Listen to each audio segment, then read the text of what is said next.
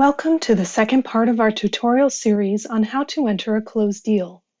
This tutorial will cover how to start creating a brand new closed deal from the home page, review the options and settings on the first form that comes up, and explain a little bit about templates.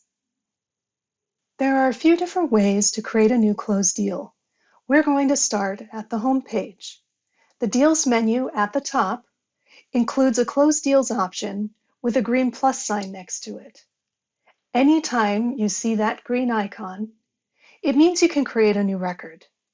If you don't see a green plus icon, then either the option doesn't exist or you currently don't have permission to create that kind of record. Click on the icon to start the process.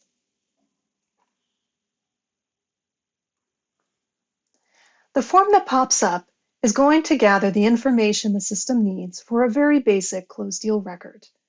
It will also determine which additional steps you might need to complete for this type of deal. Any field which has a red asterisk next to the label is a required field. You will need to populate at least all of those fields before you can submit this form and move on to the next step. You'll notice that some of the fields are already populated. In some cases, there are system settings that determines what goes in those fields. The deal close date, for example, defaults to today's date. In other cases, such as location and business line, your individual settings will determine what the default entries are. You can always change the default values as needed.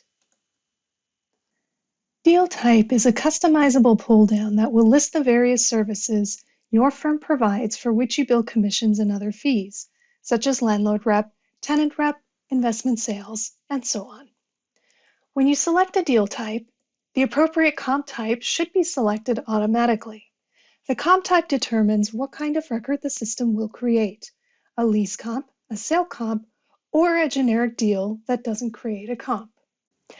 If your firm manages your client representation agreements, what we call assignments in CoStar brokerage applications, you can search for the appropriate assignment by typing in the assignment name, the client's name, or the ID of the assignment record. Select the correct record from the results to link your new closed deal to that assignment. If you do link an assignment, you now have the option to select any property that is currently associated with that assignment. You can also choose to copy contacts and/or record permissions from the assignment to your closed deal.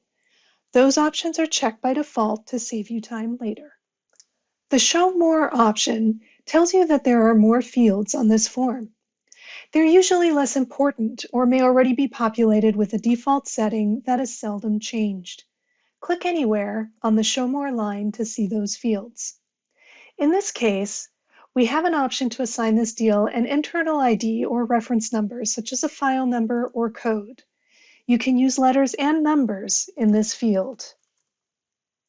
Permissions determine who can see, edit, or deactivate a deal, and who can change permissions on that deal. New closed deals are automatically assigned permissions when you create the deal. Unless you want to change default permissions for this deal right now, keep the standard setting. You can always change the deal's permissions later if you need to. The next option is to apply a template.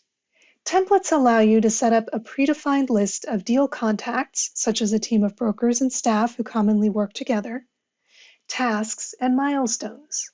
Tasks in particular are useful for creating checklists. The last two options are rarely changed. You can use this deal as a template for future deals, and you can remove this transaction from your market analysis if you subscribe to the Market Statistics module. Click Submit to save your information and create the record. That's it, the first step in creating a new closed deal. The system will take you to the next step, which we will cover in the next tutorial.